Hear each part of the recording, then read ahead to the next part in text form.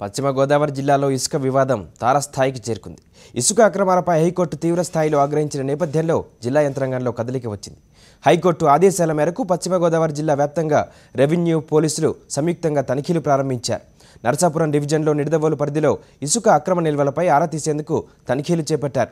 అటు ఎంఆర్ఓలు, ఆర్ఐలు, ఎస్సీఐ, ఎస్ఐల ఆధ్వర్యంలో పెరవలి, కానూరు, వెలివెన్ను శశి విద్యా సంస్థల్లో తనిఖీలు చేపట్టారు. పోలీసుల తనిఖీలపై నిడదవోలు ఎమ్మెల్యే బూరుగుపల్లి శేషారావు తీవ్ర ఆగ్రహం వ్యక్తం చేశారు. సమాచారం అందగానే అది నిజమైందో కాదో తెలుసుకొని పోలీసులు సోదాలు నిర్వహించాలని హితవు పలికారు.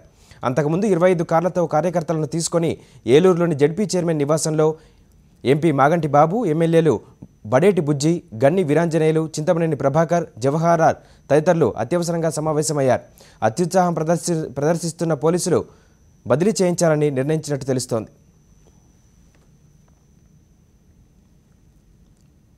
ఉత్సాహంతో చేసినందువల్ల ఇప్పుడు చివరికి పొరపాటు జరిగిందని చెప్పేటటువంటి పరిస్థితి వచ్చింది.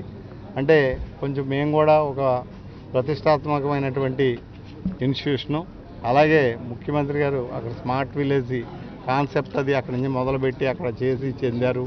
రోజు రాష్ట్రంలో ఉన్నటువంటి అన్ని జిల్లాల అధికారులు అక్కడికి రావటం, కొంత అక్కడి నుంచి నేర్చుకోవాలనేటటువంటి పరిస్థితి ఉంది. దాని నుంచి ఈవేళ ఈ రకంగా జరిగేసరికి మేమందరం కూడా షాక్ అయ్యాం.